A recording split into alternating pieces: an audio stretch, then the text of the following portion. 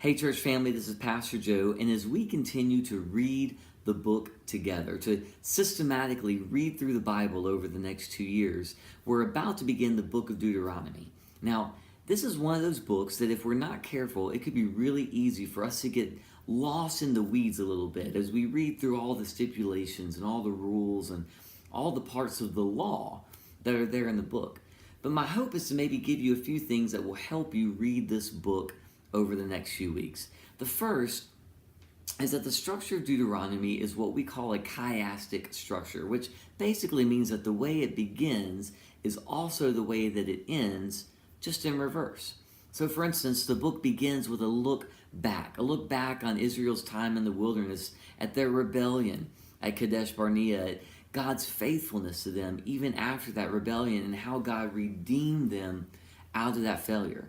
Then the book launches into this great exhortation. It really begins with a restatement of the Ten Commandments and then exhorts and encourages Israel to follow God and to love God and to obey God.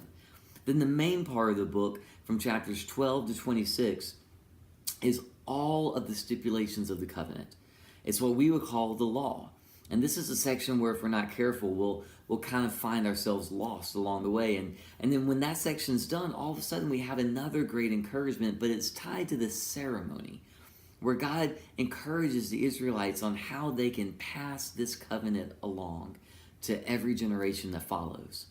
And then the book ends not with a look back, but actually with a look forward, anticipating Israel rebelling again, anticipating that God will again be faithful in the midst of that rebellion, anticipating again that God will redeem them from that failure. As you read through the structure, I want you to really look for two main motifs. The first is this: Deuteronomy gives us an uncompromising monotheism. As the Israelites are preparing to enter into a land that had a multitude of gods and a multitude of religions, this book is primarily concerned with making sure that they know that the Lord your God, He is one. Second, this book seems to give us an uncompromising call to be loyal to God. And in fact, the primary expression of both these two things together is found in something kind of famous. And in fact, in Jewish families, it's still put above the doors of their homes. It's called the Shema. And it's in Deuteronomy chapter 6, verses 4 and 5. And it simply says this: "Hear, O Israel, the Lord your God, the Lord is one. Love the Lord your God with all your heart and with all your mind and with all your strength." That's the expression of this uncompromising monotheism and this uncompromising call to loyalty to God.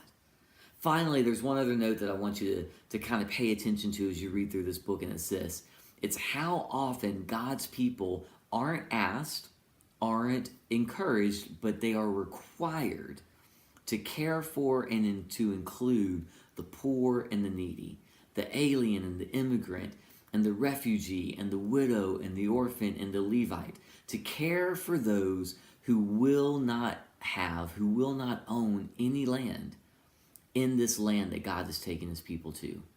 And that call is the same for us today as it was for the Israelites. You see, God has called us that have privilege, us that have advantage, us that have received benefit, to care for those around us who don't have those things, to care for those around us who don't look like us, to care for those around us who don't have others to care for them. And you're going to see this theme run all the way through the book of Deuteronomy, and I would challenge you that it runs through the entire rest of the biblical story as well. I hope that you're excited about reading through this book. I'm excited about reading through the book of Deuteronomy. If you want to know more about our church, you can find us at www.starfieldcommunitychurch.org, or you can go to our Facebook page and you can look up the links for the Read the Book project. We would love to have you join us on this journey. And if you have any questions, feel free to comment below or to send us a message. I love you, church family. I'll see you this next week.